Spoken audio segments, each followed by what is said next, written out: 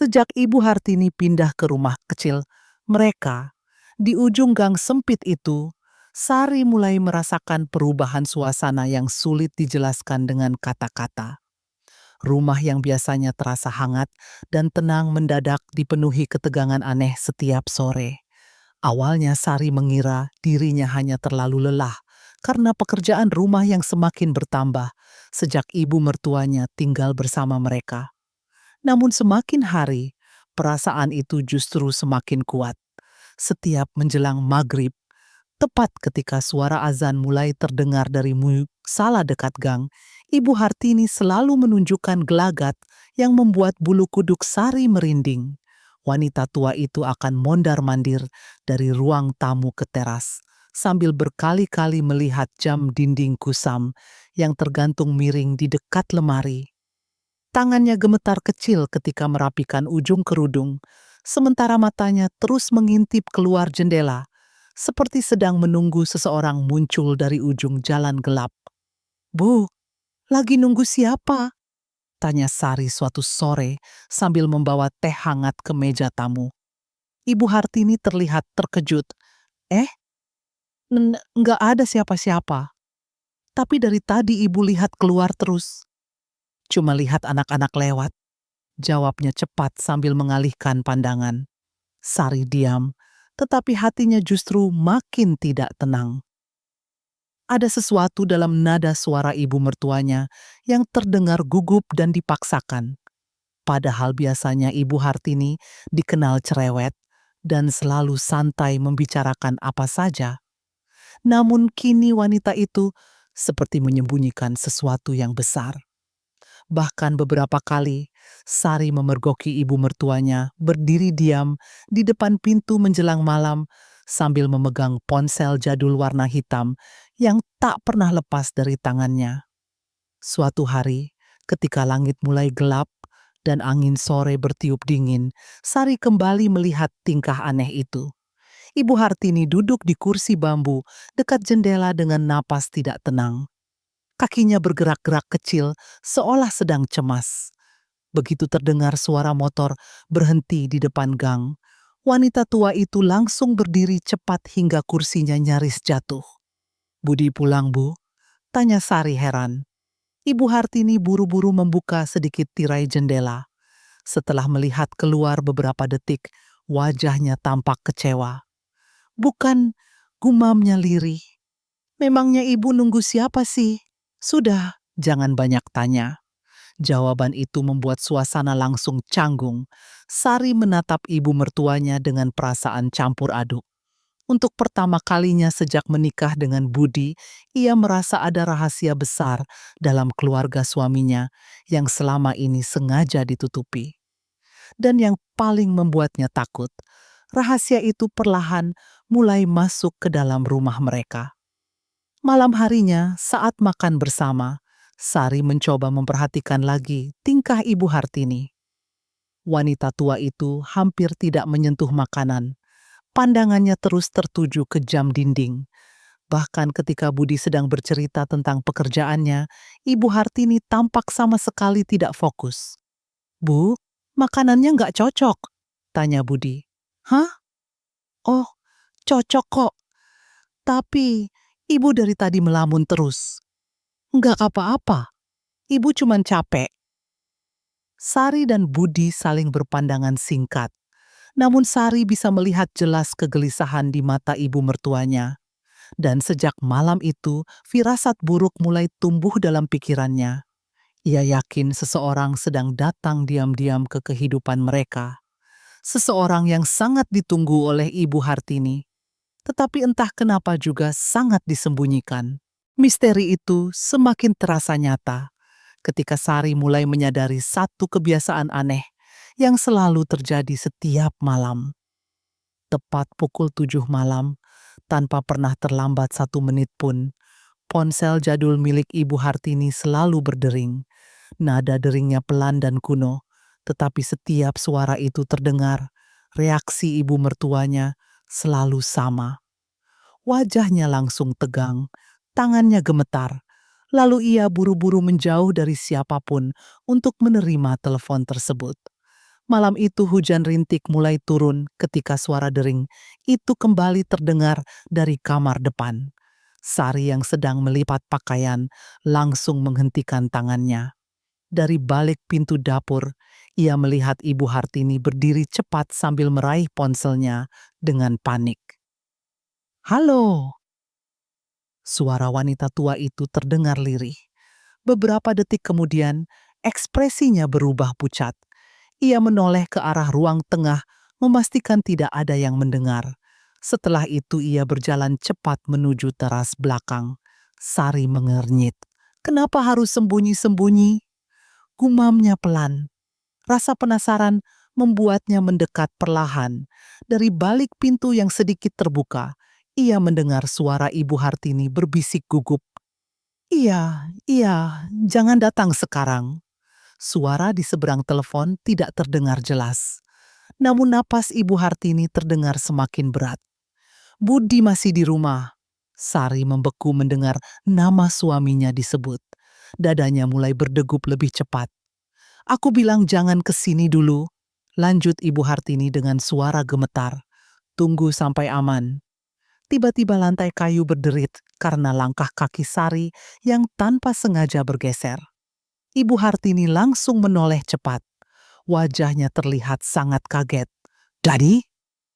Sari pura-pura baru datang sambil membawa ember cucian. "Eh, ibu lagi telepon ya?" Ibu Hartini buru-buru mematikan ponselnya. "Cuma teman lama." "Teman siapa malam-malam begini?" "Bukan urusan kamu," jawabnya tajam sebelum masuk ke kamar. Jawaban dingin itu membuat Sari terpaku. Ia belum pernah diperlakukan seperti itu sebelumnya. Biasanya Ibu Hartini selalu lembut dan banyak bicara. Namun sekarang wanita tua itu seperti berubah menjadi orang lain setiap pukul 7 malam tiba. Keesokan harinya, rasa penasaran Sari makin sulit ditahan. Saat sedang menyapu ruang tamu, ia melihat ponsel jadul milik Ibu Hartini tertinggal di meja. Dengan ragu, Sari mengambilnya. Layarnya penuh goresan dan tombolnya sudah kusam. Namun yang membuat jantung Sari berdetak kencang adalah daftar panggilan terakhir. Semua nomor masuk tidak memiliki nama, hanya deretan angka yang sama berulang setiap malam pukul 7 tepat. "Siapa sebenarnya orang ini?" bisik Sari pelan. Belum sempat ia memeriksa lebih jauh, suara Ibu Hartini terdengar dari belakang. "Kamu ngapain pegang HP ibu?" Sari langsung terkejut dan hampir menjatuhkan ponsel itu. "Aku cuma mau mindahin tadi." "Lain kali jangan sentuh barang ibu tanpa izin," bentak wanita tua itu. Suasana rumah langsung sunyi. Bahkan Budi yang baru keluar kamar ikut heran melihat ibunya marah besar. "Ada apa sih?" tanya Budi. "Nggak ada," jawab Ibu Hartini cepat sambil merebut ponselnya. Namun sejak saat itu, Sari semakin yakin. Telepon misterius setiap malam itu bukan sekadar obrolan biasa. Ada rahasia besar yang sedang disembunyikan ibu mertuanya. Dan perlahan rahasia itu mulai membuat rumah mereka terasa menakutkan. Rasa penasaran yang terus menghantui pikirannya akhirnya membuat Sari mengambil keputusan nekat. Malam itu, tepat setelah suara azan Isya selesai berkumandang, ia diam-diam mengikuti Ibu Hartini keluar rumah. Wanita tua itu berjalan cepat menyusuri gang sempit dengan langkah tergesa-gesa, sambil sesekali menoleh ke belakang, memastikan tidak ada yang mengikuti. Sari menjaga jarak beberapa meter, sambil bersembunyi di balik tembok rumah warga yang remang-remang diterpa cahaya lampu jalan. Udara malam terasa dingin, tetapi tubuh Sari justru dipenuhi keringat dingin karena jantungnya berdebar tidak karuan. "Kenapa ibu pergi sejauh ini?" gumamnya pelan. Ibu Hartini terus berjalan hingga mencapai ujung gang yang jarang dilewati orang. Di sana terdapat lahan kosong dengan pagar besi berkarat dan pohon mangga besar yang membuat suasana semakin gelap. Tiba-tiba, sebuah Avanza hitam berhenti perlahan di pinggir jalan. Lampunya dimatikan, seolah sengaja tidak ingin menarik perhatian warga sekitar. Sari langsung berjongkok di balik pagar kosong sambil menahan napas. Pintu mobil terbuka pelan, lalu seorang pria tua turun dengan tubuh agak membungkuk. Wajahnya samar tertutup bayangan malam, tetapi rambutnya yang memutih terlihat jelas terkena cahaya lampu jalan. "Ibu," suara pria itu terdengar pelan dan berat. Ibu Hartini langsung mendekat dengan wajah panik. "Kamu jangan sering datang ke sini. Aku cuma mau kasih ini." Pria tua itu mengambil amplop coklat tebal dari dalam mobil, lalu menyerahkannya dengan tangan gemetar. "Aku nggak bisa terus-terusan begini," kata Ibu Hartini lirih. "Aku tahu," jawab pria itu pelan, "tapi aku belum siap ketemu Budi." Mendengar nama suaminya disebut lagi, tubuh Sari langsung menegang. Matanya membesar penuh keterkejutan. "Budi nggak boleh tahu dulu," lanjut Ibu Hartini. "Kalau dia lihat kamu, semuanya bisa kacau." Pria itu menunduk lama sebelum berkata pelan, "Aku cuma mau memastikan kalian baik-baik saja." Sari semakin bingung. Siapa sebenarnya pria tua itu? Kenapa ia memberikan uang diam-diam? Dan mengapa Ibu Hartini terlihat sangat takut jika Budi mengetahui semua ini? Tiba-tiba suara kaleng jatuh terdengar keras dari dekat kaki Sari. "Siapa di sana?"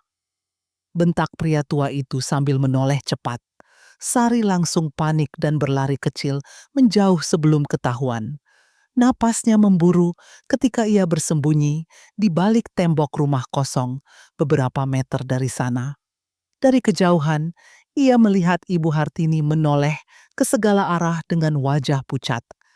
"Ada orang ngikutin kita?" tanya pria tua itu curiga. "Nggak tahu," jawab Ibu Hartini panik. "Kamu pergi sekarang." Mobil Avanza hitam itu akhirnya melaju pelan meninggalkan ujung gang. Sementara Ibu Hartini berdiri diam beberapa saat sebelum berjalan pulang dengan langkah lemas.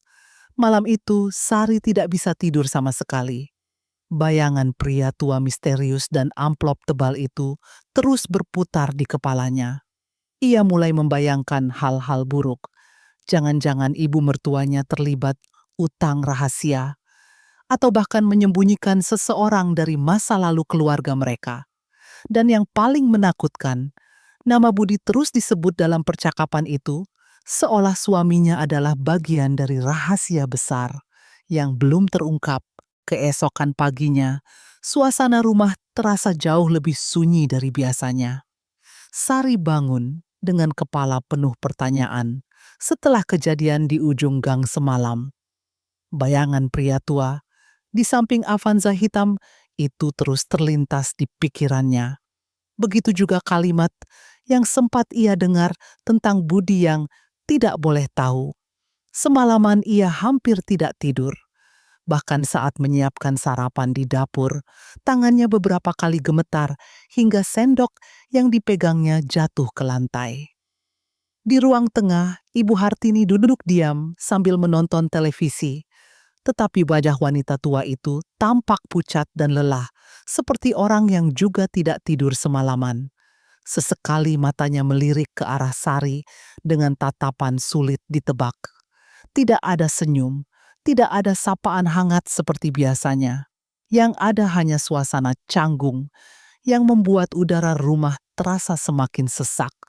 Budi keluar dari kamar sambil merapikan seragam kerjanya. "Sarapan apa pagi ini?" tanyanya santai tanpa menyadari ketegangan di rumah. "Nasi goreng," jawab Sari pelan. Budi duduk di meja makan, lalu menatap ibunya. "Ibu kok pucat?" "Ibu cuma kurang tidur," jawab Ibu Hartini cepat sambil menunduk. Sari menarik napas panjang. Ia merasa tidak bisa terus diam. Jika memang ada sesuatu yang berbahaya, Budi berhak mengetahuinya. Setelah beberapa menit diliputi keraguan, akhirnya ia memberanikan diri membuka pembicaraan. "Mas, aku mau ngomong sesuatu." Budi menoleh. "Tentang apa?" Sari melirik sekilas ke arah Ibu Hartini yang langsung terlihat tegang. Tentang pria yang sering datang malam-malam itu, sendok di tangan Ibu Hartini berhenti bergerak. Wanita tua itu langsung memalingkan wajah ke televisi seolah tidak mendengar apapun. Budi mengernyit bingung. Pria apa? Yang ketemu ibu di ujung gang? Jawab Sari pelan namun tegas. Aku lihat sendiri semalam. Suasana mendadak hening. Bahkan suara televisi terasa samar.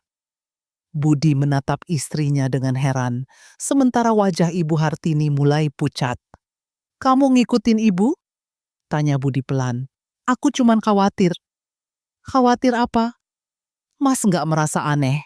Setiap malam ada telepon rahasia, lalu ada pria tua datang membawa amplop.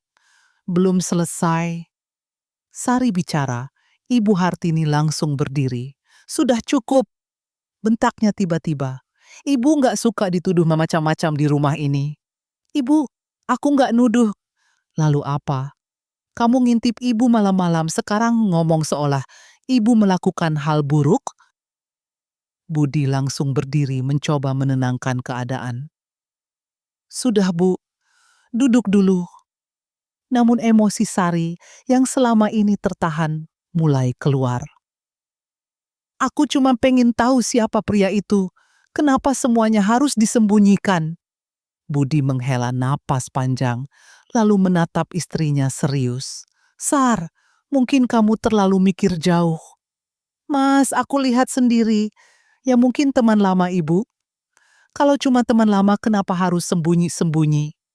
Pertanyaan itu membuat Budi diam sesaat. Namun bukannya curiga, ia justru terlihat kesal. Kamu jangan bikin ibu stres. Sari membelalak, tidak percaya. Jadi sekarang aku yang salah? Bukan salah, tapi kamu terlalu curiga. Jawab Budi dengan nada mulai meninggi. Ibu baru tinggal di sini, jangan sampai beliau merasa nggak nyaman. Kata-kata itu membuat dada Sari terasa sesak. Ia berharap suaminya akan mendukungnya, mencari tahu kebenaran. Tetapi Budi malah membela ibunya tanpa berpikir panjang. Mas nggak merasa aneh sama sekali? Tanya Sari lirih. Budi menggeleng. Aku percaya sama ibu. Kalimat sederhana itu justru membuat suasana semakin panas. Sari menatap suaminya dengan kecewa. Ia merasa sendirian menghadapi semua keanehan yang terjadi di rumah mereka.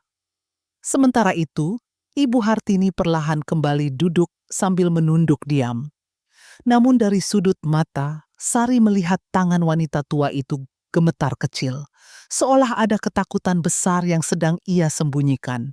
Setelah sarapan selesai, Budi bersiap berangkat kerja. Sebelum keluar rumah, ia sempat menghampiri Sari yang masih berdiri di dapur. Sudahlah, jangan pikir macam-macam lagi, katanya pelan. Tapi kalau ternyata ada sesuatu yang bahaya, Budi menghela napas. Aku kenal ibu lebih lama daripada kamu. Jawaban itu seperti pisau yang menusuk hati Sari. Ia hanya diam ketika suaminya pergi meninggalkan rumah. Dari jendela dapur, ia melihat Ibu Hartini kembali memegang ponsel jadulnya sambil menatap kosong keluar gang. Dan untuk pertama kalinya, Sari mulai merasa rahasia keluarga ini jauh lebih besar daripada yang ia bayangkan. Hari-hari berikutnya justru membuat rasa penasaran Sari semakin menjadi-jadi. Setelah pertengkarannya dengan Budi, suasana rumah terasa semakin dingin. Ibu Hartini menjadi lebih pendiam, sementara Budi mulai sering menghindari pembicaraan tentang pria misterius itu. Namun semakin mereka mencoba menutupinya, semakin banyak hal aneh yang muncul di sekitar rumah. Sampai suatu sore, semuanya mulai terasa lebih menyeramkan ketika seorang tetangga datang membawa cerita yang membuat darah Sari seperti berhenti mengalir. Saat itu Sari sedang menyapu halaman depan ketika Burina, tetangga rumah sebelah, menghampirinya sambil membawa kantong belanja. Wanita itu terlihat ragu-ragu sebelum akhirnya mendekat lebih dekat. Sar, bisiknya pelan. Iya, Bu. Burina menoleh ke kanan dan kiri memastikan tidak ada orang lain yang mendengar. Aku mau tanya sesuatu, tapi jangan marah ya. Sari langsung merasa tidak enak. Tentang apa? Itu mobil hitam yang sering berhenti depan rumahmu malam-malam. Jantung Sari langsung berdetak keras. Ibu lihat juga? Burina mengangguk pelan. Sudah beberapa kali. Mobil Avanza hitam? Iya, jawab Burina cepat. Kadang datang tengah malam. Lampunya dimatiin. Aku lihat ada pria tua turun dari mobil. Tubuh Sari langsung merinding. Terus, dia nggak pernah lama. Paling cuma beberapa menit. Sari menelan ludah. Ibu pernah lihat dia masuk rumah? Enggak, tapi ibu mertuamu sering keluar duluan sebelum mobil itu datang. Kalimat itu membuat Sari semakin tidak tenang. Berarti selama ini bukan hanya dirinya yang melihat semua keanehan itu. Bahkan tetangga sekitar mulai memperhatikannya. Bu, jangan bilang siapa-siapa dulu ya, kata Sari pelan. Burina mengangguk. Aku cuma takut ada masalah. Belum sempat Sari menjawab, pintu rumah terbuka dan Ibu Hartini keluar sambil membawa ember cucian. Wajah wanita tua itu langsung berubah tegang saat melihat mereka berbicara. Ngobrol apa? Tanyanya datar. Nggak ada, jawab Burina cepat sebelum pamit pergi. Setelah tetangganya pergi, suasana langsung terasa canggung. Ibu Hartini menatap Sari beberapa detik dengan sorot mata tajam yang belum pernah ia lihat sebelumnya. Kamu cerita apa ke tetangga? Aku nggak cerita apa-apa. Jangan bikin orang kampung ngomong macam-macam. Suara Ibu Hartini mulai bergetar. Sari mulai kehilangan kesabaran. Kalau memang enggak ada apa-apa, kenapa ibu takut? Ibu enggak takut, bentak wanita tua itu. Namun justru dari nada suaranya, Sari semakin yakin ada sesuatu yang sedang disembunyikan. Malam harinya, keanehan lain kembali terjadi. Sekitar pukul 6 sore, sebelum Budi pulang kerja, Ibu Hartini tiba-tiba berkata sambil duduk di ruang tamu, "Budi malam ini lembur." Sari menoleh heran. Mas Budi bilang, "Perasaan ibu aja," jawabnya cepat. Namun 1 jam kemudian, ponsel Sari benar-benar menerima pesan dari suaminya. "Aku lembur malam ini, pulang agak telat." Sari membeku membaca pesan itu. Perlahan ia menoleh ke arah Ibu Hartini yang sedang duduk diam sambil memegang ponsel jadulnya. "Ibu tahu dari mana?" tanya Sari pelan. Wanita tua itu tidak langsung menjawab. Namanya juga ibu. Pasti tahu kebiasaan anak sendiri. Tapi Mas baru kasih kabar sekarang. Iya, terus kenapa? Sari menatap ibu mertuanya lekat-lekat. Ada sesuatu yang tidak masuk akal. Beberapa hari terakhir hal seperti itu terus terjadi. Ibu Hartini selalu tahu lebih dulu kapan Budi lembur, kapan pulang telat, bahkan kapan suaminya mendadak keluar kota. Semua informasi itu seolah sudah ia dapatkan sebelum Budi sendiri memberitahu siapapun. Malam semakin larut. Angin dingin bertiup pelan dari luar rumah. Sari berdiri di balik jendela ruang tamu sambil menatap ujung gang yang gelap dan tepat tengah malam. Dari kejauhan, lampu Avanza hitam itu kembali muncul perlahan memasuki gang sempit mereka. Tubuh Sari langsung menegang. Mobil itu berhenti tepat di depan rumah. Dan beberapa detik kemudian, ponsel jadul milik Ibu Hartini kembali berdering. Malam itu, udara terasa jauh lebih dingin dari biasanya. Langit di atas kampung dipenuhi awan hitam pekat yang menutupi cahaya bulan. Sementara angin malam berembus pelan melewati celah-celah jendela rumah. Sari belum bisa tidur meski waktu sudah hampir menunjukkan pukul 11 malam. Pikirannya dipenuhi berbagai pertanyaan tentang Ibu Hartini dan pria misterius yang terus datang diam-diam ke hidup mereka. Setelah kejadian beberapa hari terakhir, ia mulai merasa rumah itu tidak lagi nyaman.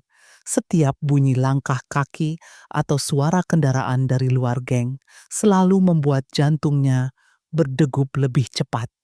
Dan malam itu, firasat buruk kembali muncul ketika ia mendengar pintu kamar Ibu Hartini terbuka perlahan. Dari balik pintu kamar yang sedikit terbuka, Sari mengintip diam-diam. Ia melihat ibu mertuanya berjalan pelan menuju dapur sambil membawa kantong plastik hitam besar. Gerak-geriknya sangat hati-hati, seperti takut membangunkan orang lain. Wanita tua itu bahkan beberapa kali menoleh ke arah kamar Budi memastikan anaknya belum pulang kerja. "Ngapain malam-malam bawa kantong begitu?" gumam Sari pelan. Rasa penasaran mengalahkan rasa takutnya. Ia segera berjalan tanpa suara menuju jendela ruang tamu yang menghadap langsung ke depan rumah. Tirai tipis dibukanya sedikit agar tidak terlihat dari luar. Dari sana, ia melihat Ibu Hartini keluar rumah sambil menggenggam erat kantong plastik tersebut. Langkah wanita tua itu tampak terburu-buru, meski tubuhnya sudah tidak muda lagi. Beberapa menit kemudian, cahaya lampu mobil muncul perlahan dari ujung gang. Avanza hitam itu kembali datang. Kali ini mobil berhenti tepat di bawah lampu jalan yang remang-remang. Sari langsung menahan napas saat melihat pria tua misterius itu turun dari kursi pengemudi. Wajahnya terlihat semakin jelas dibanding malam sebelumnya. Rambutnya hampir seluruhnya memutih, tubuhnya kurus, dan sorot matanya tampak lelah, seperti orang yang memikul beban sangat berat selama bertahun-tahun. "Ibu," suara pria itu terdengar lirih. Ibu Hartini langsung mendekat dengan wajah gelisah. "Kamu kenapa datang lagi? Aku sudah bilang jangan terlalu sering ke sini." "Aku cuma mau kasih ini," jawab pria tua itu sambil membuka tas kecil dari dalam mobil. Sari membelalak ketika melihat pria tersebut mengeluarkan setumpuk uang yang diikat karet. Tangannya terlihat gemetar saat menyerahkan uang itu kepada Ibu Hartini. "Ini buat bulan ini," katanya pelan. Ibu Hartini tampak panik. "Jangan kasih sebanyak ini terus. Kamu sendiri makan apa?" Pria tua itu tersenyum tipis meski wajahnya tampak sangat lelah. "Aku masih bisa kerja." "Tanganmu sampai gemetar begitu?" Suara Ibu Hartini mulai bergetar. "Cuma kecapekan," jawab pria itu sambil mencoba tenang. Namun dari balik jendela, Sari bisa melihat jelas pria tersebut beberapa kali menahan nyeri di dadanya. Napasnya terdengar berat, bahkan dari kejauhan. "Aku nggak mau Budi tahu dulu," lanjut pria itu pelan. "Belum waktunya." Mendengar nama suaminya disebut lagi, Sari semakin yakin bahwa semua ini berhubungan dengan rahasia besar keluarga mereka. Ibu Hartini menggenggam uang itu dengan mata berkaca-kaca. "Kamu nggak perlu terus begini. Aku sudah janji," jawab pria itu singkat. Suasana di bawah lampu jalan itu terasa begitu aneh. Tidak seperti hubungan orang asing, tetapi juga tidak seperti hubungan biasa. Ada rasa sedih, takut, dan bersalah bercampur menjadi satu. Tiba-tiba suara motor lewat membuat Ibu Hartini tersentak panik. "Cepat pergi sekarang," bisiknya buru-buru. Pria tua itu menatap rumah beberapa detik dengan mata penuh haru sebelum masuk kembali ke mobil. Tepat sebelum pintu mobil tertutup, Sari melihat matanya berkaca-kaca seperti menahan tangis. Mobil Avanza hitam itu perlahan pergi meninggalkan gang sempit tersebut. Sementara Ibu Hartini berdiri lama di bawah lampu jalan sambil memeluk kantong plastik dan uang itu erat-erat. Bahunya tampak bergetar pelan seperti sedang menangis sendirian di tengah malam. Dari balik jendela, Sari merasakan bulu kuduknya meremang. Semua ini jauh lebih rumit daripada yang ia bayangkan. Dan entah kenapa, semakin ia melihat hubungan aneh itu, semakin besar rasa takut yang tumbuh di dalam dirinya. Sejak malam, ketika ia melihat penyerahan uang itu, suasana rumah berubah semakin mencekam. Tidak ada lagi obrolan santai saat makan malam. Tidak ada suara televisi yang biasanya menemani suasana ruang tamu. Yang ada hanyalah tatapan curiga, langkah kaki pelan, dan ketegangan yang terasa di setiap sudut rumah. Sari mulai merasa seperti tinggal bersama orang asing yang terus menyembunyikan sesuatu darinya. Ibu Hartini kini menjadi jauh lebih sensitif. Sedikit saja Sari menyinggung soal telepon malam atau mobil hitam, wanita tua itu langsung marah besar. Bahkan hal-hal kecil sering berubah menjadi pertengkaran yang membuat rumah terasa panas setiap hari. Pagi itu, Sari sedang menyapu ruang tamu ketika ponsel jadul milik Ibu Hartini kembali berdering tepat pukul 7 malam sebelumnya dan lupa dimatikan. Suara nada deringnya langsung membuat suasana hening. "Ibu, telepon lagi tuh," kata Sari pelan sambil menoleh. Namun reaksi Ibu Hartini langsung berubah tegang. Wanita tua itu buru-buru mengambil ponselnya sebelum melihat layar. "Bukan urusan kamu," bentaknya tiba-tiba. Sari terkejut. "Aku cuma ngasih tahu, nggak usah ikut campur urusan ibu." Suara keras itu membuat Budi yang sedang makan langsung keluar dari dapur. "Ada apa lagi sih?" tanyanya lelah. Sari menatap suaminya kesal. "Aku cuma bilang ada telepon." Namun sebelum Budi sempat bicara, Ibu Hartini langsung memotong dengan emosi. "Istrimu ini dari kemarin ngurusin hidup ibu. Terus, aku cuma khawatir, Bu." Khawatir atau curiga? Pertanyaan itu membuat suasana langsung sunyi. Sari menggigit bibir menahan emosi. Ia mulai lelah dianggap berlebihan padahal semua keanehan itu nyata. Malam-malam ada pria datang terus, telepon rahasia tiap hari. "Siapa yang tenggak curiga?" jawab Sari akhirnya. Wajah Ibu Hartini langsung memerah. "Jaga mulut kamu. Kalau memang enggak ada apa-apa, kenapa harus marah? Karena kamu sudah kelewatan," bentak wanita tua itu sambil memukul meja. Budi langsung berdiri memisahkan mereka. "Sudah cukup." Namun emosi yang selama ini tertahan akhirnya pecah. "Pas nggak lihat apa yang terjadi di rumah ini?" Suara Sari mulai bergetar. "Aku tinggal di sini, tapi rasanya seperti ada rahasia yang sengaja disembunyikan dari aku." Budi mengusap wajahnya frustasi. "Aku capek pulang kerja malah dengar ribut terus.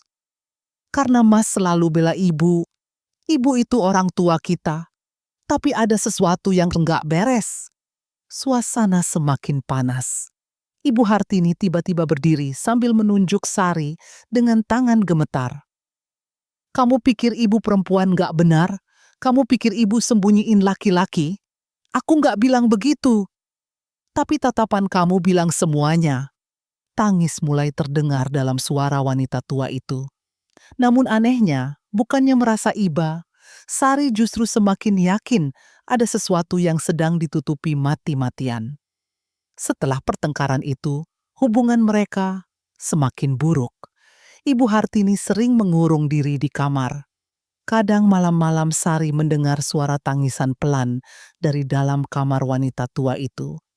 Tetapi setiap kali ia mencoba mendekat, pintu langsung dikunci rapat. Dan yang paling membuat Sari takut, telepon rahasia itu tetap terus datang setiap malam. Tepat pukul 7. Tidak pernah terlambat, tidak pernah berhenti. Seolah seseorang di luar sana terus mengawasi rumah mereka dalam diam.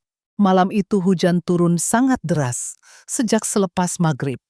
Angin kencang berembus melewati gang sempit di depan rumah hingga suara seng-seng rumah warga bergetar keras.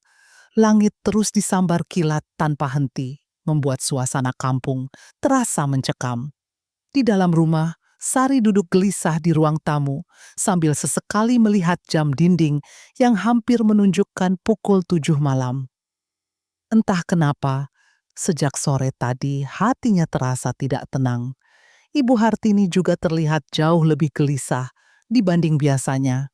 Wanita tua itu mondar-mandir dari dapur ke ruang tengah sambil memegang ponsel jadulnya erat-erat. Wajahnya pucat dan beberapa kali ia mengintip keluar jendela meski hujan membuat jalanan hampir tidak terlihat. "Bu, kenapa dari tadi lihat keluar terus?" tanya Sari pelan. "Nggak apa-apa," jawab Ibu Hartini cepat tanpa menoleh.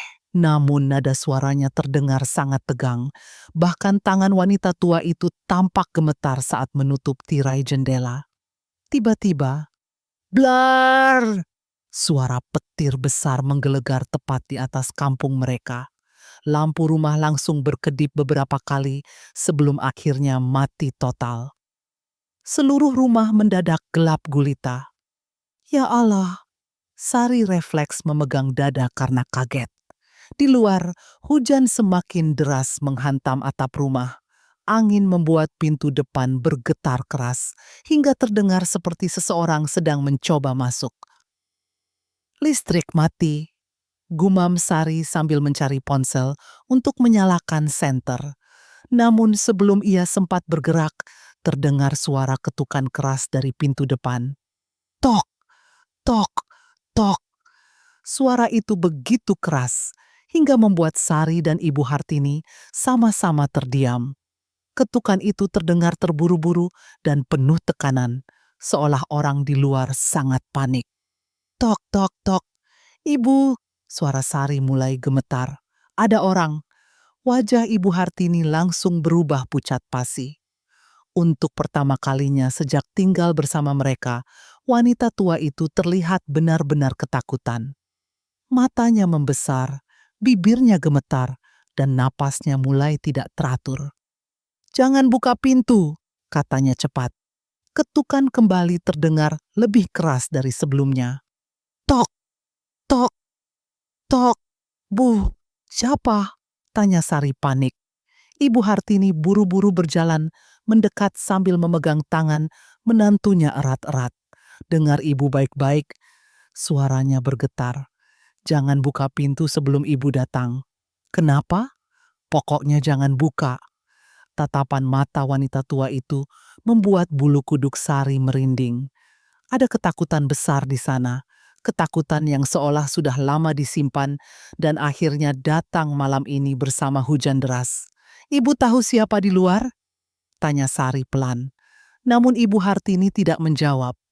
Ia justru terlihat semakin panik ketika suara ketukan berubah menjadi lebih cepat. Tok, tok, tok. "Bu, tolong buka."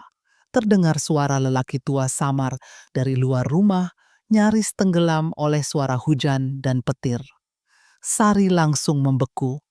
Itu bukan suara orang asing yang kasar atau mengancam. Suara itu terdengar lemah dan penuh harap. Namun anehnya, mendengar suara itu justru membuat Ibu Hartini hampir kehilangan keseimbangan. Wanita tua itu memegang kursi sambil menahan napas berat.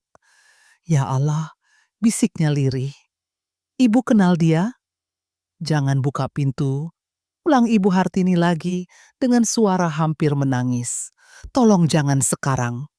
Suasana rumah terasa semakin mencekam. Gelap, hujan deras, suara petir, dan pria misterius di balik pintu membuat Sari mulai merasa seperti sedang berada di tengah mimpi buruk. Tetapi semakin Ibu Hartini mencoba melarangnya, semakin besar rasa penasaran yang tumbuh di dalam dirinya. Ketukan kembali terdengar. Kali ini lebih pelan, tetapi justru terasa lebih menyedihkan. "Bu, aku cuma mau lihat kalian." Suara lelaki tua itu terdengar lirih dari luar. Dan saat mendengar kalimat itu, wajah Ibu Hartini langsung dipenuhi air mata. Jantung Sari berdetak sangat keras. Di tengah rumah yang gelap gulita, suara hujan dan petir terus menguasai suasana malam itu. Ibu Hartini masih berdiri gemetar, beberapa langkah di belakangnya, sambil terus memohon agar pintu tidak dibuka. Namun justru karena itulah rasa penasaran Sari semakin sulit ditahan.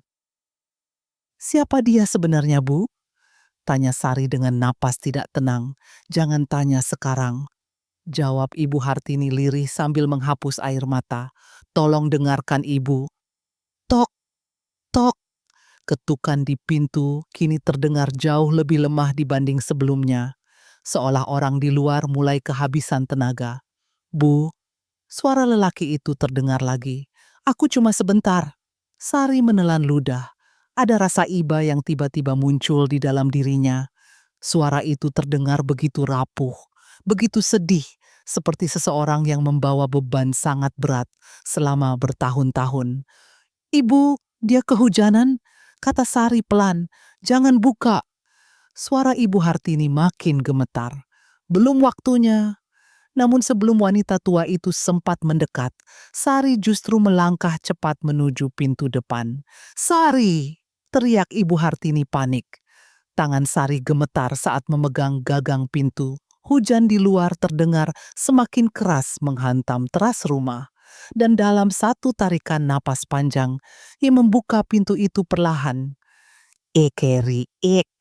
Angin dingin langsung menerpa, masuk bersama percikan hujan. Cahaya kilat sesaat menyambar langit, memperlihatkan sosok seorang pria tua berdiri di depan rumah mereka.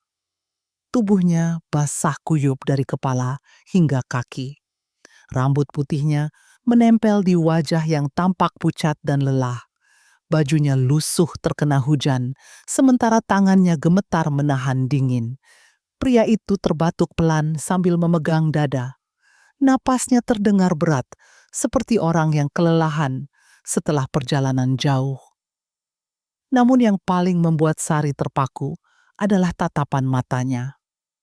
Tatapan itu penuh haru ketika melihat bagian dalam rumah, seolah ia sedang menatap tempat yang sangat dirindukannya selama bertahun-tahun. "Maaf," katanya pelan sambil menunduk. "Aku datang terlalu malam." Sari tidak bisa berkata apa-apa. Ada sesuatu dalam wajah pria itu yang terasa aneh.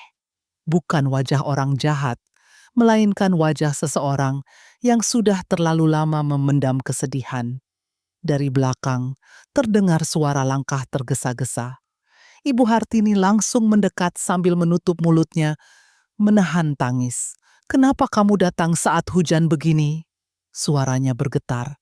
Pria tua itu tersenyum tipis, meski tubuhnya menggigil kedinginan. "Aku cuma mau lihat ibu. Kalau Budi lihat gimana?" "Aku tahu."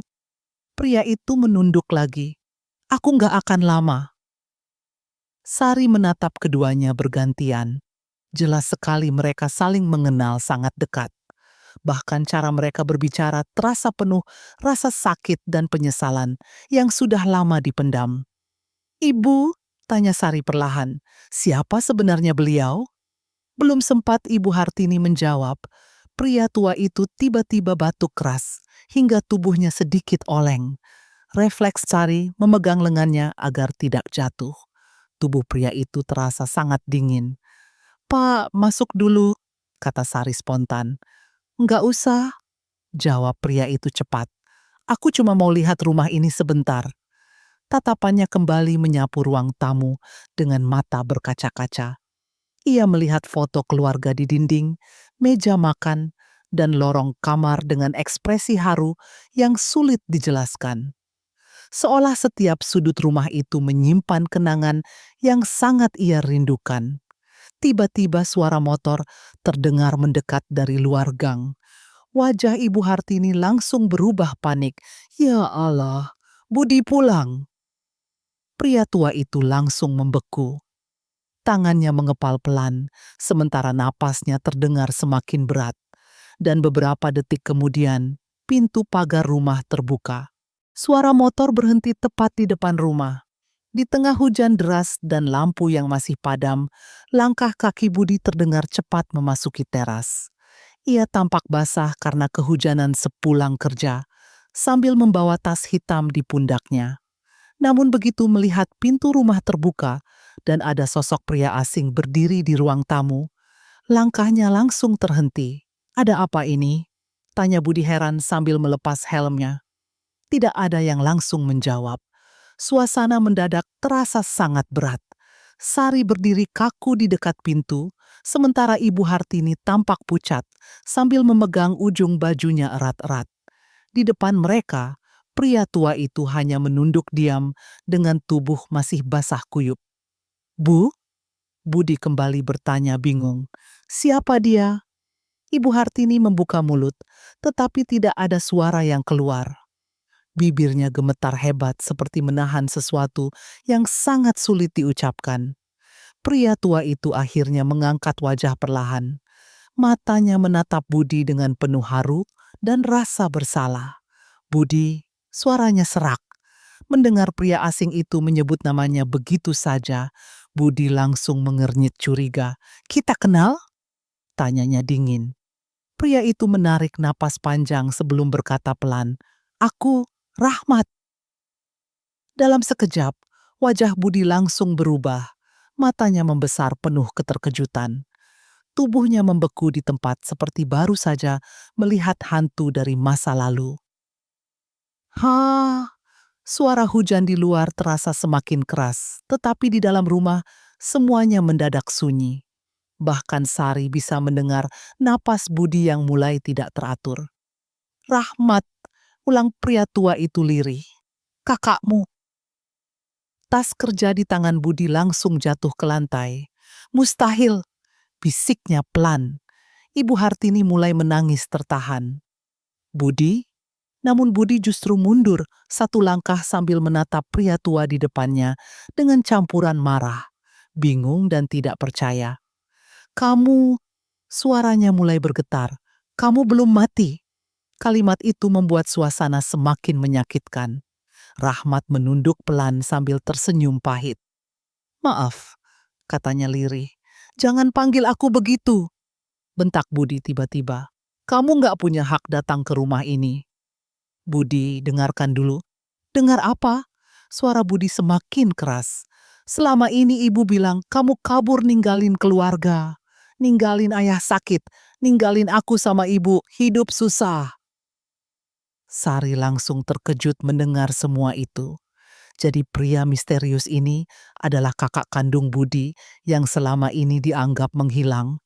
Rahmat menutup mata, beberapa detik seperti menahan rasa sakit dari setiap kata yang keluar dari adiknya. "Aku nggak pernah berniat ninggalin kalian," katanya pelan. "Bohong," teriak Budi. "Kalau memang peduli, kenapa baru muncul sekarang?" Ibu Hartini menangis semakin keras. "Budi, cukup." "Tanya ibu," bentak Budi sambil menunjuk Rahmat. "Aku tumbuh benci sama dia bertahun-tahun." Rahmat hanya diam. Wajahnya terlihat hancur mendengar semua kemarahan itu. Tubuhnya masih menggigil karena hujan, tetapi sorot matanya jauh lebih menyedihkan dibanding dinginnya malam. "Aku pantas dimarahi," katanya lirih. "Aku memang salah karena terlalu lama pergi."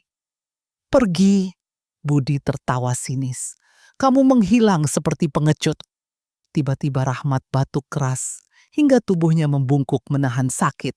Sari refleks maju membantu, tetapi pria itu mengangkat tangan pelan, meminta dirinya baik-baik saja.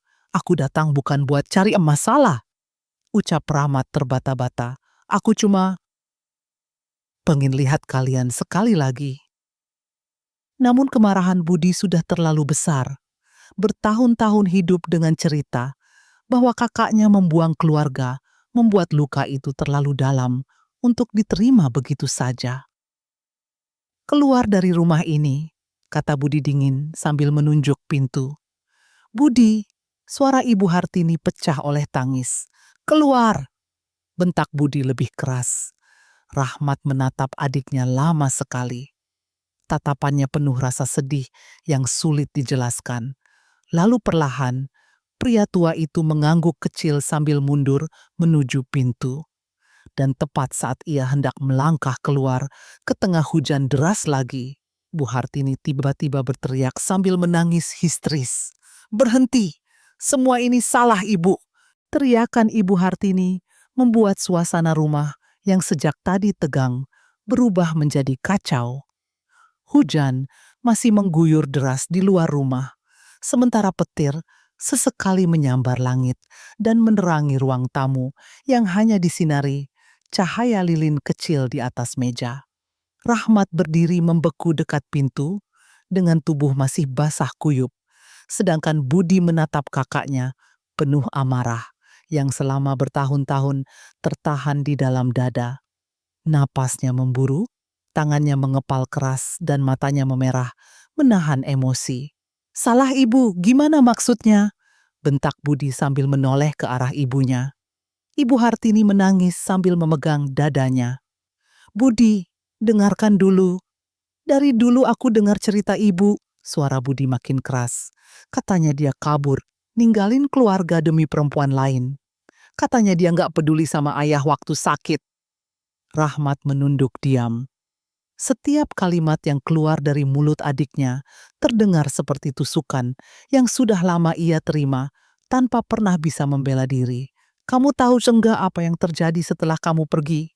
lanjut Budi sambil melangkah mendekat. "Aku masih SMP waktu itu. Ayah sakit-sakitan, ibu nangis tiap malam karena kamu hilang." "Aku tahu," jawab Rahmat pelan. "Tahu?" Budi tertawa pahit. "Kalau tahu kenapa kamu nenggak pulang?" Sari berdiri di sudut ruang tamu sambil menahan napas. Ia bisa merasakan luka lama yang selama ini tersembunyi dalam keluarga itu, akhirnya pecah malam ini. Semua emosi yang dipendam bertahun-tahun, kini keluar bersamaan. Rahmat mencoba bicara lagi. "Bud, dengarkan aku dulu. Jangan panggil aku begitu," bentak Budi sambil mendorong bahu kakaknya, keras hingga Rahmat hampir jatuh. "Kamu bukan kakakku lagi, sejak ninggalin rumah." "Budi," teriak Ibu Hartini panik. Namun emosi Budi sudah tidak bisa dikendalikan. "Aku benci kamu," teriaknya dengan mata berkaca-kaca. "Aku tumbuh dengar orang-orang bilang kakakku laki-laki nggak bertanggung jawab. Aku lihat ibu kerja sendirian tiap hari, sementara kamu entah hidup enak di mana." Rahmat menutup mata beberapa detik. Bahunya bergetar pelan, menahan rasa sakit dari setiap kata itu. "Kamu pikir aku hidup enak?" tanyanya lirih. "Lalu kenapa kamu pergi?" Rahmat tidak langsung menjawab. Ia hanya memandang rumah itu perlahan. Tatapannya berhenti pada foto keluarga lama yang tergantung di dinding ruang tamu. Foto kusam itu memperlihatkan dirinya masih muda berdiri di samping ayah mereka yang kini sudah meninggal. "Aku nggak pernah lupa rumah ini," katanya pelan. "Jangan pura-pura sedih," bentak Budi lagi. "Kalau memang peduli, harusnya kamu pulang sebelum ayah meninggal." Kalimat itu membuat Rahmat langsung menunduk dalam. Napasnya terdengar berat. Untuk beberapa detik, hanya suara hujan yang memenuhi ruangan. Sari mulai melihat sesuatu yang aneh. Rahmat tidak membela diri dengan marah. Ia tidak membantah keras seperti orang yang sedang dituduh. Yang terlihat justru rasa bersalah dan kesedihan yang sangat dalam. "But," suara Rahmat akhirnya terdengar lirih. "Aku datang malam ini bukan buat minta diterima." "Lalu buat apa?" "Aku cuma capek lari terus." Budi mengernyit kesal. "Jangan ngomong seolah kamu korban." "Aku memang salah," jawab Rahmat pelan. "Tapi nggak semua cerita yang kamu dengar itu benar." Perkataan itu membuat suasana langsung hening. Budi menatap kakaknya tajam, sementara Ibu Hartini justru menangis semakin keras sambil menutup wajahnya. "Apa maksudnya?" tanya Budi pelan namun penuh tekanan. Rahmat mengangkat wajah perlahan, matanya merah dan penuh kelelahan. "Ada banyak hal yang enggak pernah kamu tahu," katanya lirih. Suasana ruang tamu menjadi semakin sunyi setelah ucapan Rahmat itu. Hanya suara hujan di luar dan napas berat orang-orang di dalam rumah yang terdengar jelas. Lilin kecil di atas meja bergerak tertiup angin dari pintu yang masih sedikit terbuka, menciptakan bayangan bergoyang di wajah mereka. Budi masih berdiri dengan dada naik turun karena emosi, tetapi kini sorot, matanya mulai dipenuhi kebingungan. Sementara itu, Rahmat perlahan duduk di kursi kayu dekat pintu sambil memegangi dadanya yang terasa sesak. Tubuhnya terlihat sangat lelah, Seolah selama ini ia terus berjalan membawa beban yang terlalu berat untuk dipikul sendirian. Aku nggak pernah pergi demi perempuan, ucap Rahmat pelan sambil menunduk. Budi langsung mengepalkan tangan lagi. Bohong, itu yang ibu bilang ke kamu kan? Budi menoleh cepat ke arah ibunya. Ibu Hartini langsung menangis, semakin keras, sambil menutup wajah. Waktu ayah sakit, lanjut Rahmat dengan suara bergetar, rumah kita hampir dijual. Sari terdiam mendengarnya. Ia bisa melihat jelas betapa sulit Rahmat mengucapkan semua itu. Biaya rumah sakit nggak cukup. Rahmat menarik napas panjang. Aku waktu itu baru lulus SMA. Aku nggak punya apa-apa. Budi mulai terdiam. Tatapannya perlahan berubah. Aku cari kerja kemana-mana di kota, tapi nggak ada yang mau terima. Rahmat tersenyum pahit. Sampai akhirnya ada mandor proyek ngajak aku ikut kerja bangunan di luar kota. Kalau memang begitu, kenapa nggak bilang? Tanya Budi lirih. Aku bilang, jawab Rahmat pelan sambil menoleh ke arah ibunya. Tapi ibu nggak setuju. Tangis Ibu Hartini pecah lagi. Jangan lanjutkan, katanya sambil menggeleng lemah. Namun Rahmat tetap bicara. Seolah malam itu ia sudah terlalu lama memendam semuanya dan akhirnya tidak sanggup lagi menyimpannya sendiri. Ibu takut aku pergi jauh, katanya pelan, apalagi proyeknya sampai Kalimantan. Sari melihat mata Budi mulai berkaca-kaca, tetapi pria itu masih diam membeku. Ayah waktu itu butuh operasi cepat. Rahmat melanjutkan, dan aku cuma punya dua pilihan, tetap di rumah sambil lihat ayah makin parah, atau pergi cari uang. Kenapa nggak pulang setelah itu? Tanya Budi dengan suara mulai melemah. Rahmat tertawa kecil penuh kepahitan. Aku mau pulang, katanya lirih. Tapi setiap kali aku kirim kabar, ibu selalu bilang keadaan baik-baik saja. Ibu Hartini langsung menutup wajah sambil menangis sesenggukan.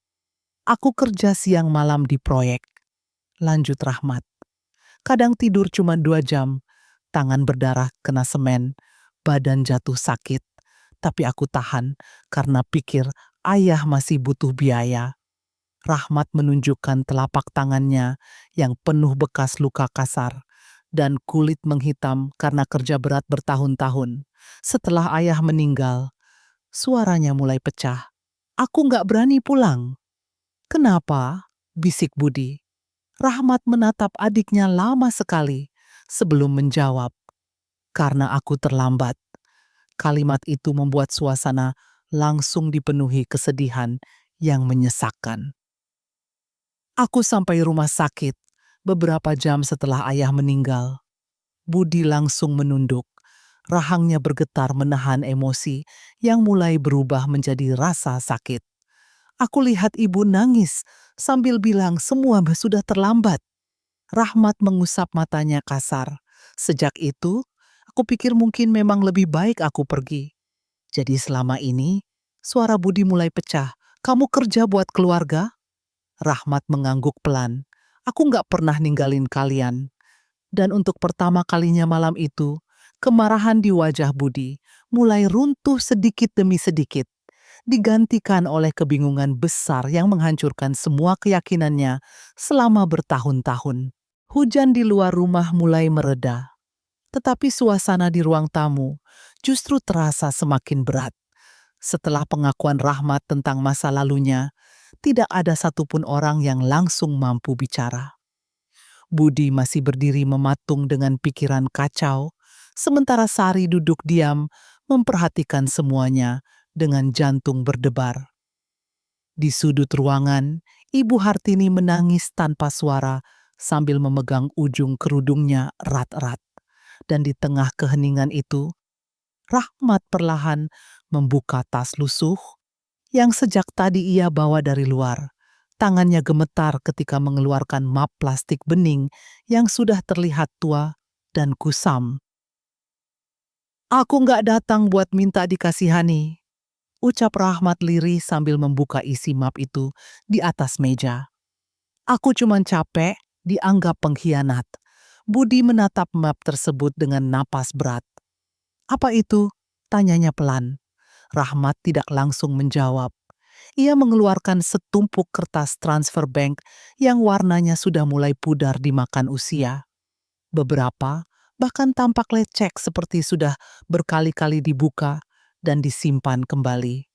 Selain itu, ada juga surat-surat lama yang diikat karet gelang coklat. Ini semua bukti pengiriman uang yang aku kirim ke rumah selama belasan tahun. Kalimat itu membuat Budi langsung membeku. Rahmat mulai membuka satu persatu lembar transfer tersebut. Tahun pertama aku kerja proyek. Aku kirim hampir seluruh gajiku. Katanya pelan. Aku pikir uang itu bisa bantu biaya sekolah kamu dan kebutuhan ibu. Sari melihat mata Budi mulai bergerak membaca nominal di kertas-kertas itu. Ada transfer 500.000, 1 juta, bahkan beberapa juta rupiah yang dikirim hampir setiap bulan. Semua tercatat atas nama Rahmat. Ini, suara Budi mulai bergetar. Ini benar? Rahmat mengangguk pelan. Aku simpan semua bukti karena takut suatu hari nanti nggak ada yang percaya sama aku. Budi langsung menoleh ke arah ibunya dengan wajah pucat. Bu, Ibu Hartini langsung menunduk dalam sambil menangis. Bahunya bergetar hebat. Apa ini semua benar, Bu? Suara Budi makin pelan, tidak ada jawaban. Hanya suara tangisan lirih yang memenuhi ruangan. Rahmat kemudian membuka surat-surat lama yang mulai menguning. Aku juga sering kirim surat, katanya lirih. Tapi nggak pernah dibalas. Budi mengambil salah satu surat dengan tangan gemetar. Tulisan tangan Rahmat memenuhi kertas itu. Isinya tentang kabar pekerjaan proyek, kondisi kesehatannya, dan pertanyaan sederhana tentang keadaan keluarga di rumah. Di bagian bawah surat, ada kalimat yang membuat dada Budi terasa sesak. Aku kangen rumah, tolong jaga Budi baik-baik. Tangan Budi langsung bergetar semakin hebat. Aku nggak pernah lihat surat ini, katanya pelan. Rahmat tersenyum pahit, karena nggak pernah sampai ke kamu. Sari perlahan menoleh ke arah Ibu Hartini.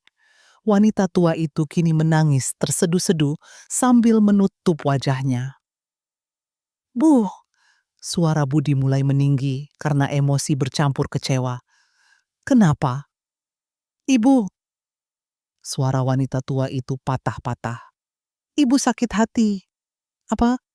Ibu marah karena Rahmat pergi waktu ayah sakit. Tangisnya makin pecah. Ibu pikir dia ninggalin keluarga. Tapi dia kirim uang. Ibu tahu, jawabnya sambil menangis histeris. Tapi setiap lihat uang itu, ibu makin marah karena dia nggak pulang. Suasana langsung terasa semakin menyakitkan. Ibu malu, lanjut wanita tua itu dengan suara gemetar. Tetangga bilang anak ibu kabur. Ibu gengsi mengaku kalau Rahmat sebenarnya bantu keluarga dari jauh. Budi mundur satu langkah sambil memegang kepalanya. Selama bertahun-tahun, ia hidup dengan keyakinan bahwa kakaknya membuang keluarga demi kehidupan lain. Padahal kenyataannya, Rahmat justru bekerja keras dan diam-diam terus membantu mereka. Kamu bilang dia nggak pernah peduli. Suara Budi mulai pecah sambil menatap ibunya. Kamu bilang dia nggak pernah kirim apa-apa. Tangis Ibu Hartini semakin keras. Ibu salah. Salah? Budi tertawa pahit sambil matanya mulai dipenuhi air mata. Hidupku penuh kebencian. Karena semua cerita itu, Rahmat hanya diam menunduk. Wajahnya terlihat sangat lelah, seolah ia sudah terlalu lama memikul luka yang akhirnya malam ini terbuka di depan semua orang. Dan di tengah ruang tamu kecil itu, kebohongan yang disimpan bertahun-tahun akhirnya runtuh satu demi satu. Tangis pecah memenuhi ruang tamu malam itu. Tidak ada lagi teriakan marah seperti sebelumnya. Yang tersisa hanyalah rasa sakit karena kebenaran yang terlambat terungkap. Budi duduk lemas di kursi kayu sambil memegang surat-surat lama milik Rahmat dengan tangan gemetar. Matanya merah, napasnya tidak teratur, dan wajahnya terlihat hancur oleh penyesalan yang datang sekaligus. Sementara itu, Rahmat duduk diam di dekat pintu sambil menunduk, seolah tidak tahu harus berkata apa lagi setelah semua rahasia terbuka. Aku, suara Budi pecah pelan. Aku benci kamu bertahun-tahun. Rahmat mengangkat wajah perlahan. Tatapannya penuh kelelahan, tetapi juga penuh kasih sayang yang tidak pernah hilang untuk adiknya. Aku tahu, jawabnya lirih. Setiap ada orang ngomong soal kakakku, lanjut Budi sambil menahan tangis. Aku selalu malu. Rahmat hanya tersenyum tipis penuh kepahitan. Enggak apa-apa. Enggak apa-apa gimana? Suara Budi mulai meninggi lagi. Kali ini bukan karena marah, tetapi karena dirinya sendiri mulai hancur. Aku ngomong kasar soal kamu ke semua orang. Tangannya mengepal kuat sambil menatap surat-surat itu. Aku bahkan bilang lebih baik nggak punya kakak daripada punya kakak pengecut. Rahmat menunduk pelan. Aku memang terlalu lama pergi. Tapi kamu tetap kirim uang. Suara Budi mulai bergetar hebat. Kamu tetap mikirin rumah ini. Rahmat menarik napas panjang sebelum tersenyum kecil. Rumah ini nggak pernah hilang dari pikiran aku. Kalimat itu membuat Budi langsung menangis. Air mata yang selama ini ditahan akhirnya jatuh tanpa bisa dihentikan. Sari yang melihat semua itu ikut merasa sesak. Untuk pertama kalinya, ia benar-benar melihat luka lama dalam keluarga itu terbuka begitu dalam. Budi mengusap wajahnya kasar, lalu menoleh ke arah kakaknya. Kenapa? Kenapa kamu nggak pernah datang paksa? Rahmat terdiam beberapa detik sebelum menjawab pelan. Aku sering datang. Budi langsung mengangkat wajah cepat. Apa? Rahmat tersenyum tipis sambil menatap keluar jendela yang masih dipenuhi sisa hujan. Waktu kamu wisuda SMA, aku datang, katanya lirih. Aku lihat dari luar pagar sekolah. Budi membeku. Aku juga pernah datang waktu kamu nikah. Sari langsung terkejut. Apa? Aku berdiri jauh di belakang tamu. Rahmat tertawa kecil pahit. Aku cuma pengen lihat adikku bahagia. Mata Budi langsung berkaca-kaca lagi. Kenapa nggak nyamperin aku? Bisiknya lemah. Aku takut. Jawab Rahmat jujur. Aku takut kamu benci aku. Suasana kembali hening. Hanya suara tangisan pelan Ibu Hartini yang terdengar dari sudut ruangan. Rahmat kemudian mengeluarkan satu benda kecil dari sakunya. Sebuah mobil-mobilan kayu yang sudah kusam dan sedikit rusak. Kamu masih simpan itu? Tanya Budi dengan suara bergetar. Rahmat mengangguk kecil. Kamu dulu nangis waktu mainan ini rusak. Budi langsung menutup wajahnya sambil menangis semakin keras. Kenangan masa kecil mereka yang selama ini terkubur tiba-tiba kembali muncul bersamaan dengan rasa bersalah yang menghantam dirinya tanpa ampun. Aku jahat sama kamu, katanya terbata-bata. Enggak, Rahmat menggeleng pelan. Kamu cuma nggak tahu yang sebenarnya. Perlahan, Budi berdiri dari kursinya. Langkahnya goyah saat mendekati kakaknya yang sudah puluhan tahun dianggap hilang. Mata mereka bertemu dalam suasana penuh luka dan kerinduan yang terlalu lama dipendam. Dan akhirnya, Budi memeluk Rahmat erat sambil menangis seperti anak kecil. Maafin aku, suaranya pecah. Maafin aku, Bang. Rahmat langsung memejamkan mata sambil memeluk balik adiknya kuat-kuat. Tubuh pria tua itu ikut bergetar menahan tangis yang selama ini ia tahan sendirian. Iya, bisiknya lirih. Iya, Bot. Tangisan mereka memenuhi ruang tamu malam itu. Bahkan Sari dan Ibu Hartini ikut menangis melihat dua saudara yang akhirnya kembali bertemu setelah dipisahkan oleh kebohongan dan luka masa lalu. Namun di saat suasana mulai mencair dan luka lama perlahan terbuka untuk sembuh, Tiba-tiba terdengar suara pagar rumah dibuka dengan kasar dari luar. Suara pagar yang dibanting keras membuat semua orang di ruang tamu langsung terkejut. Tangisan yang sejak tadi memenuhi rumah mendadak terhenti. Budi segera melepaskan pelukannya dari Rahmat sambil menoleh ke arah luar dengan wajah bingung. Hujan memang sudah mulai reda, tetapi angin malam masih bertiup dingin, membawa suasana tidak enak yang tiba-tiba muncul begitu saja. "Siapa malam-malam begini?" gumam Sari pelan. Belum sempat ada yang bergerak, terdengar suara langkah kaki tergesa-gesa menuju teras rumah. Beberapa detik kemudian, seorang wanita paruh baya muncul di depan pintu dengan napas terengah-engah. Kerudungnya basah terkena hujan, wajahnya pucat penuh kepanikan, dan matanya langsung mencari seseorang di dalam rumah. "Rahmat!" teriak wanita itu panik. Rahmat yang sejak tadi duduk lemas, langsung membeku begitu melihatnya. "Anis!"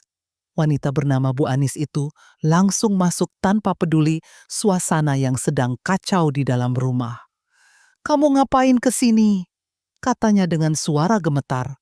"Mereka nyari kamu kemana-mana." Budi dan Sari saling berpandangan bingung. "Maksudnya siapa?" tanya Budi pelan. Bu Anis langsung menoleh cepat. Wajahnya terlihat benar-benar panik. "Penagih utang," jawabnya cepat. "Mereka habis datang ke kontrakan." Suasana ruang tamu langsung kembali tegang. Rahmat menutup mata pelan sambil menarik napas berat. Seolah kabar itu memang sesuatu yang sudah lama ia takutkan. "Rahmat!" Suara Bu Anis mulai pecah. "Aku bilang jangan datang ke sini dulu. Aku cuma mau lihat keluarga," jawab Rahmat lemah. "Sekarang mereka tahu kamu ada di kota ini." Budi mengernyit bingung. "Utang apa?" Bu Anis langsung menatap Rahmat dengan mata penuh kekesalan bercampur kasihan. "Kamu belum cerita juga." Rahmat hanya diam. "Cerita apa?" Suara Budi mulai tidak tenang lagi. Bu Anis mengusap wajahnya kasar, sebelum akhirnya berkata pelan, namun jelas, "Rahmat punya utang ratusan juta." Kalimat itu membuat suasana kembali membeku. Sari langsung menatap Rahmat kaget. "Apa? Dia pinjam uang ke rentenir bertahun-tahun lalu?" Lanjut Bu Anis sambil menahan tangis. "Sekarang bunganya makin besar dan mereka terus nyari dia." Budi melangkah mendekati kakaknya dengan wajah penuh kebingungan. "Bang, ini benar." Rahmat menunduk lama sebelum akhirnya mengangguk kecil. "Kenapa?" tanya Budi lirih. Rahmat belum sempat menjawab ketika Bu Anis kembali bicara dengan emosi. "Karena dia bodoh," bentaknya sambil menangis. "Dia kerja sampai sakit, hidup kayak gelandangan, semua cuma buat bayar utang itu sendirian." "Anis," Rahmat mencoba menghentikan. "Enggak, mereka harus tahu." Wanita itu mulai menangis, sesenggukan. Dia bahkan jual motor, tidur di proyek, makan cuma sekali sehari. Suaranya pecah. Tapi utangnya nggak habis-habis. Sari bisa melihat wajah Rahmat dipenuhi rasa malu dan kelelahan. Seolah hidup pria itu memang tidak pernah benar-benar tenang selama bertahun-tahun. "Kenapa nggak bilang ke keluarga?" tanya Budi dengan mata berkaca-kaca. Rahmat tertawa kecil pahit. "Aku nggak mau jadi beban lagi." "Tapi utang sebanyak itu buat apa?" Pertanyaan itu membuat Rahmat langsung diam. Tatapannya perlahan beralih ke arah Ibu Hartini yang sejak tadi membeku di sudut ruangan. Dan saat melihat sorot mata anak sulungnya itu, wajah wanita tua tersebut langsung berubah pucat, seperti menyimpan ketakutan baru yang jauh lebih besar. Suasana ruang tamu kembali dipenuhi ketegangan setelah Bu Anis membongkar soal utang Rahmat. Hujan di luar sudah hampir berhenti, tetapi udara dingin malam itu terasa semakin menusuk. Budi berdiri mematung sambil menatap kakaknya dengan tatapan tidak percaya. Baru beberapa menit lalu, ia menangis karena sadar telah salah membenci Rahmat selama bertahun-tahun. Namun kini kenyataan baru kembali menghantam keluarga mereka. Ratusan juta, suara Budi terdengar pelan namun berat. Bang, sebenarnya hidup kamu selama ini kayak gimana? Rahmat hanya tertunduk diam sambil memegangi kedua tangannya yang kasar penuh bekas luka kerja. Sementara itu, Bu Anis mengusap air matanya dengan napas memburu. Wanita itu terlihat sangat lelah, seolah dirinya juga sudah terlalu lama ikut memikul beban Rahmat. Aku udah capek lihat dia nyiksa diri sendiri, kata Bu Anis lirih. Siang malam kerja, nggak pernah mikirin kesehatan. Anis, Rahmat mencoba menghentikan. Nggak usah disembunyiin lagi, bentak Bu Anis sambil menangis. Mereka harus tahu kenapa hidupmu hancur kayak sekarang. Budi perlahan duduk di kursi dengan kepala terasa penuh. Bang, ngomonglah. Rahmat menarik napas panjang sebelum akhirnya bersandar lemah. Sorot matanya kosong, seperti orang yang sudah terlalu lama kelelahan melawan hidup. Aku kerja di proyek dari pagi sampai malam, katanya pelan. Kadang habis itu lanjut narik mobil sewaan. Mobil? Tanya Sari bingung. Rahmat tersenyum pahit. Avanza hitam yang sering kalian lihat itu. Sari langsung membelalak. Mobil itu bukan punya bapak. Rahmat menggeleng kecil, cuma mobil rental. Semua orang langsung terdiam. Aku sengaja sewa mobil itu tiap beberapa hari. Lanjut Rahmat lirih, biar orang-orang nggak lihat aku terlalu jatuh. Kalimat itu terasa begitu menyakitkan. Bang, suara Budi mulai pecah lagi. Rahmat tertawa kecil pahit sambil menunduk. Lucu ya, katanya pelan. Hidupku berantakan, tapi aku masih sibuk pura-pura baik-baik aja. Bu Anis langsung menangis lagi. Dia sampai tidur di dalam mobil kadang. Aku cuma nggak mau orang tahu, jawab Rahmat cepat. Kamu sakit-sakitan, makan nggak teratur. Suara Bu Anis bergetar. Tapi tiap ada uang, semuanya dipakai bayar cicilan. Budi menatap kakaknya lama sekali. Untuk pertama kalinya ia benar-benar melihat betapa hancurnya kehidupan Rahmat selama ini. Wajah pria tua itu terlihat jauh lebih tua dari usianya. Matanya cekung, tubuhnya kurus, dan napasnya sesekali terdengar berat menahan lelah. Kenapa enggak minta bantuan? Bisik Budi. Rahmat tersenyum kecil. Bantuan siapa? Kami keluarga kamu. Aku udah terlalu lama hilang, jawab Rahmat lirih. Aku nggak mau datang cuma buat bawa masalah. Sari yang sejak tadi diam mulai merasa dadanya sesak. Semua kecurigaan yang dulu memenuhi pikirannya kini berubah menjadi rasa iba yang luar biasa. Pria yang selama ini dianggap misterius ternyata hanya seseorang yang berusaha keras menutupi kehancuran hidupnya agar keluarganya tidak ikut malu.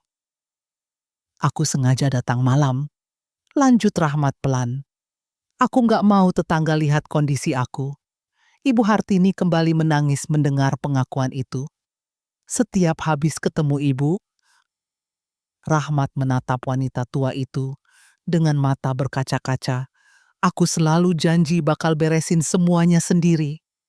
Tapi hidup kamu malah hancur. Tangis Ibu Hartini pecah. Rahmat hanya tersenyum lemah. Nggak apa-apa, Bu.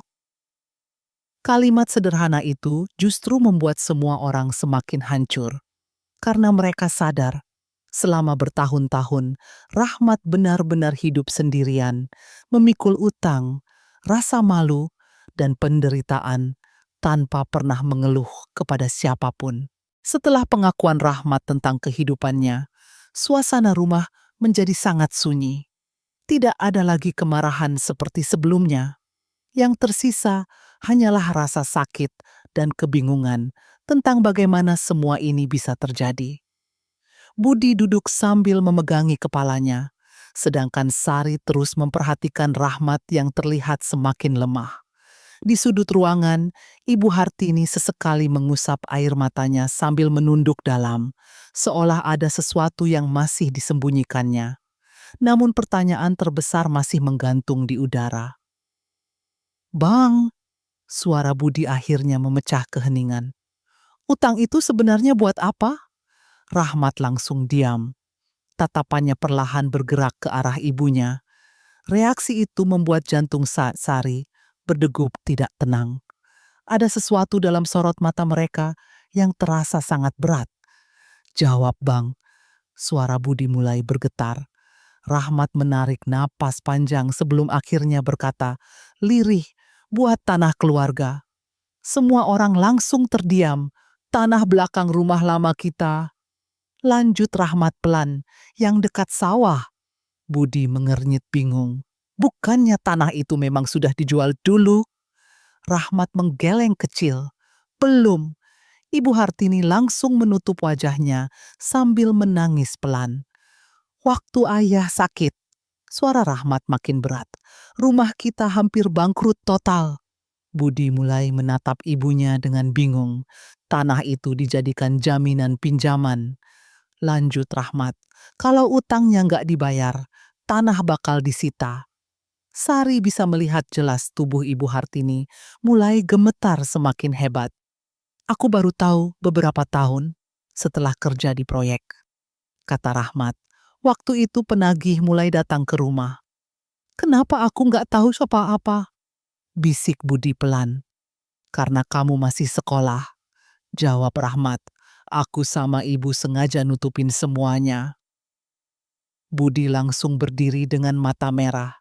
Jadi selama ini kamu kerja mati-matian buat nyelamatin tanah itu?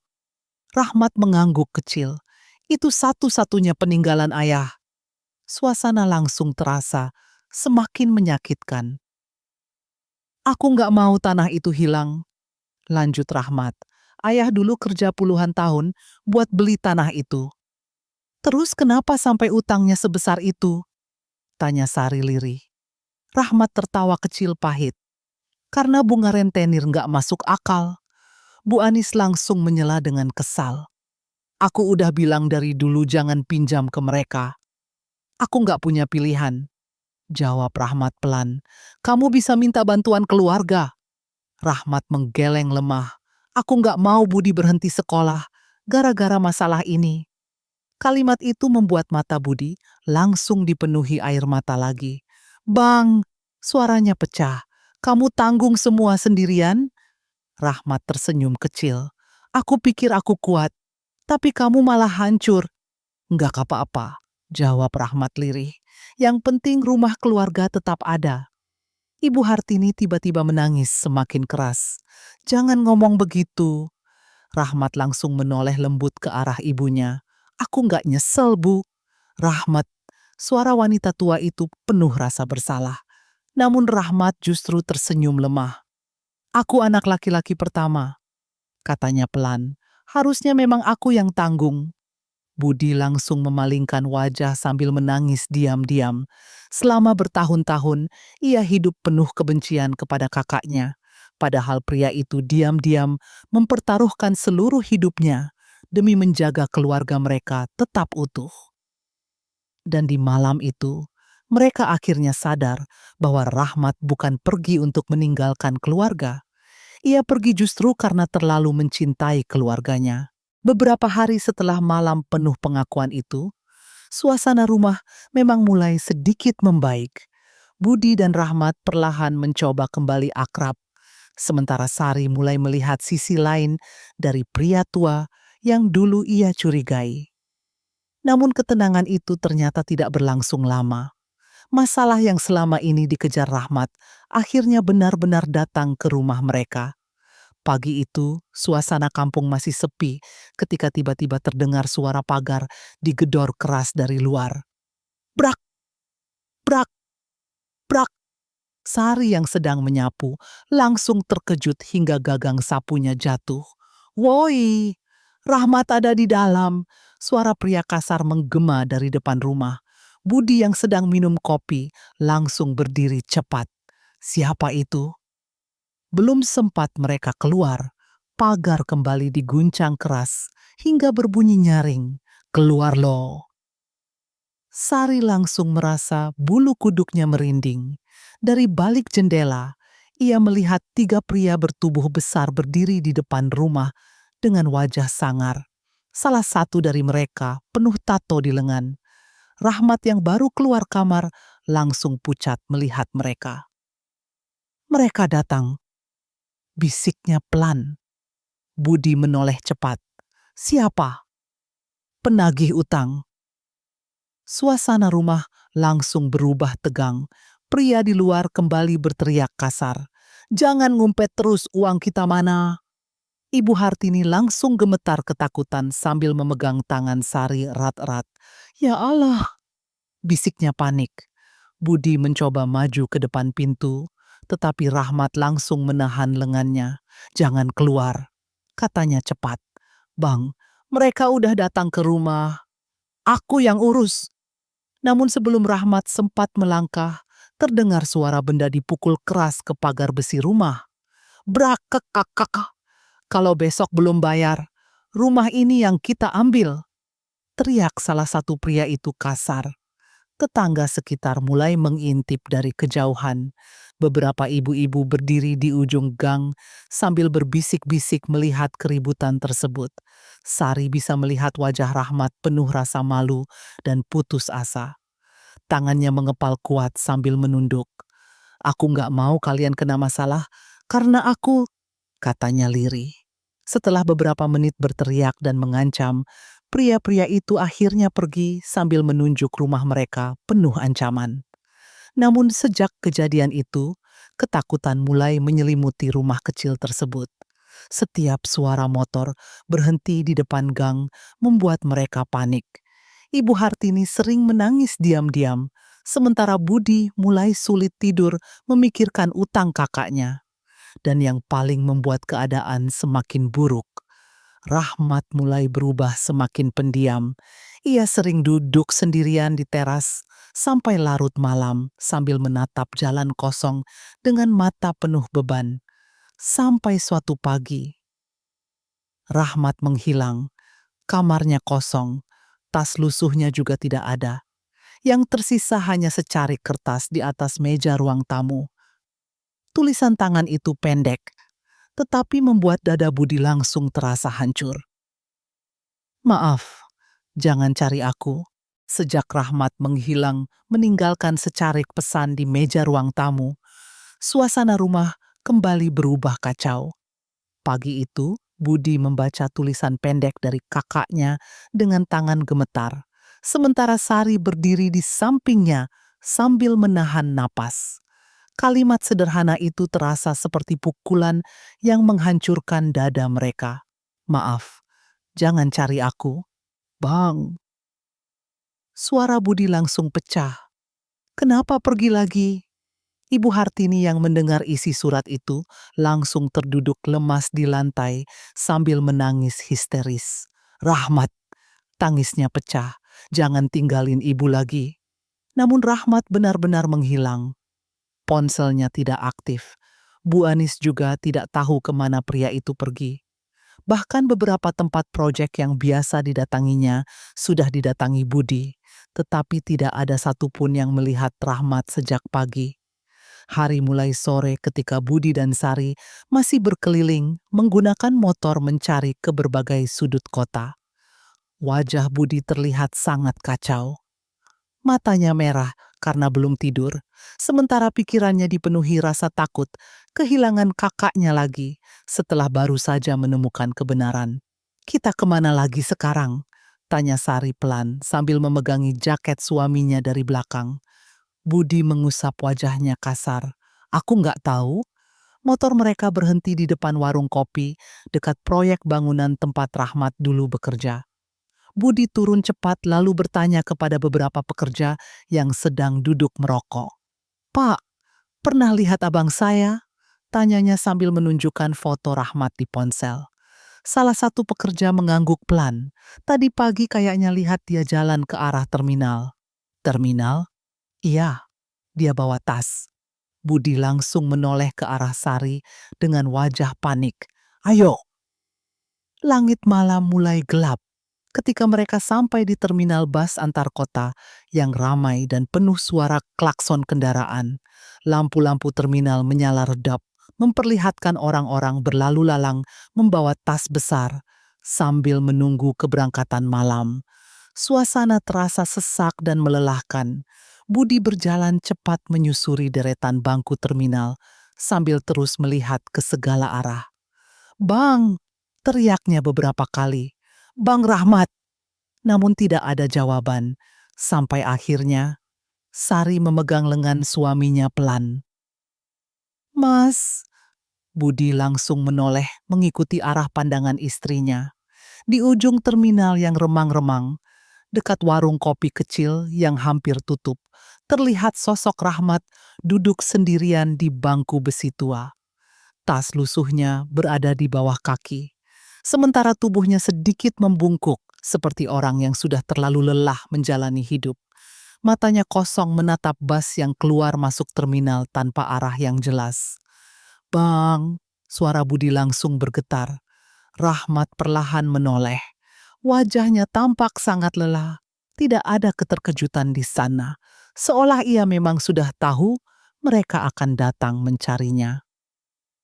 "Kenapa nyari aku?" katanya pelan. Budi langsung mendekat dengan emosi bercampur lega. "Kenapa pergi diam-diam?" Rahmat tersenyum kecil pahit. "Aku cuma nggak mau kalian ikut hancur." "Jangan ngomong begitu," bentak Budi sambil duduk di samping kakaknya. "Kita baru ketemu lagi." Rahmat menunduk pelan. Justru karena itu, Sari ikut duduk di depan mereka sambil menahan air mata. "Aku bawa masalah ke rumah kalian," lanjut Rahmat lirih. "Penagih utang itu nggak bakal berhenti. Kita bisa cari jalan keluar sama-sama," kata Budi cepat. Rahmat menggeleng pelan. "Nggak semudah itu." "Bang!" Suara Budi mulai pecah lagi. "Aku udah kehilangan kamu bertahun-tahun. Jangan pergi lagi." Rahmat menatap adiknya lama sekali. Tatapannya penuh rasa sayang dan kelelahan yang sangat dalam. "Kamu tahu kenapa aku paling takut pulang?" tanyanya pelan. Budi menggeleng dengan mata berkaca-kaca. "Karena setiap aku dekat sama keluarga," Rahmat tersenyum pahit, "hidup kalian jadi ikut susah." "Kamu keluarga aku," bentak Budi sambil menangis. "Bukan beban." Suasana terminal yang ramai terasa menghilang seketika. Yang tersisa hanya dua saudara yang dipisahkan puluhan tahun oleh luka, lalu dipertemukan kembali dalam keadaan sama-sama hancur. Rahmat memandang langit malam di luar terminal sambil menarik napas panjang. "Aku capek, Bud," katanya lirih. "Capek lari terus."